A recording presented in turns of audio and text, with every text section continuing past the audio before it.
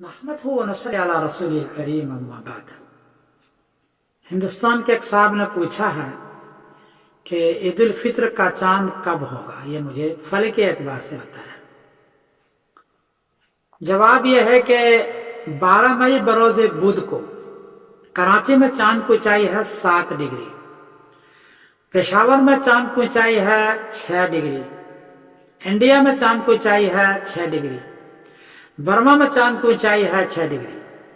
چاند 10 ڈگری میں نظر آتا ہے، 9 ڈگری میں بڑی مشکل سے نظر آتا ہے، یہاں 6 ڈگری اور 7 ڈگری ہے، اس لیے 12 مئی بروز بدھ کو انڈیا، پاکستان، بنگلہ دیش اور برما میں چاند نظر نہیں آئے گا۔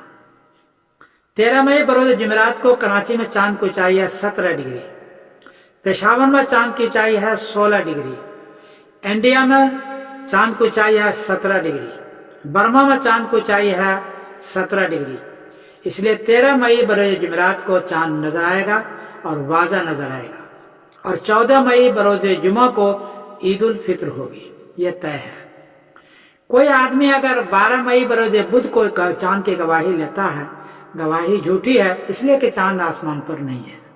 ایسا نہ کریں، کیونکہ اس سے پھر سوشل میڈیا میں بہت دیر تک لوگ شور مچاتے ہیں اور علماء کو برا بھلا کہتے ہیں، اور 2 عیدیں ہو جاتی ہے۔ تو چونکہ عید 2 ہو جاتی ہے، کیونکہ رؤیت عامہ نہیں ہوئی تو عید 2 ہو جائے گی، اور سوشل میڈیا پر بہت ہی برا بھلا کہتے ہیں، اس لیے 12 مئی بروز بدھ کو انڈیا، پاکستان، بنگلہ دیش، برما میں کوئی گواہی دے تو میری گزارش ہے کہ آپ گواہی نہ لیں، اور 13 مئی بروز جمعرات کو رؤیت عامہ کریں، اور 14 مئی بروز جمعہ کو عید کریں سبھی، اور یہی اصل ہے۔ میں سمیر الدین قاسمی بول رہا ہوں مانچسٹر، انگلینڈ سے۔ السلام علیکم ورحمۃ اللہ وبرکاتہ۔